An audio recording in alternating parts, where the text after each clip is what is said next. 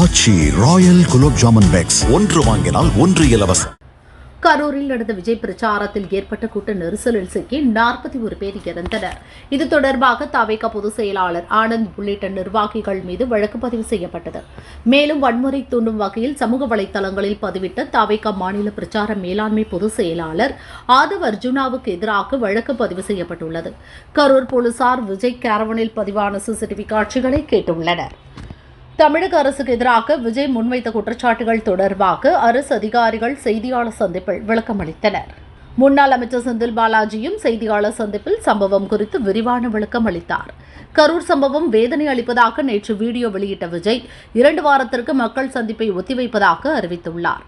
இந்நிலையில் விஜய் இன்று 3வது நாளாக பட்டினப்பாக்கம் இல்லத்தில் கட்சியின் முக்கிய நிர்வாகிகள் மற்றும் சட்ட வல்லுநர்களுடன் நீண்ட ஆலோசனையில் ஈடுபட்டார். குறிப்பாக கரூரில் பலியான 41 குடும்பங்களுக்கு விஜய் அறிவித்த 20 லட்சம் ரூபாய் நிதி உதவியை வழங்கும் நடைமுறை குறித்து விரிவாக ஆலோசிக்கப்பட்டதாக தகவல்கள் வெளியாகியுள்ளன.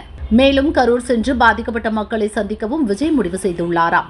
அவருக்கு பாதுகாப்பு கோரி தவேக தரப்பில் ஏற்கனவே கோர்ட்டில் மனு அளிக்கப்பட்டுள்ளது. அனுமதி கிடைத்தவுடன் கரூர் சென்று பாதிக்கப்பட்ட குடும்பத்தினருக்கு விஜய் ஆறுதல் கூறவுள்ளார்.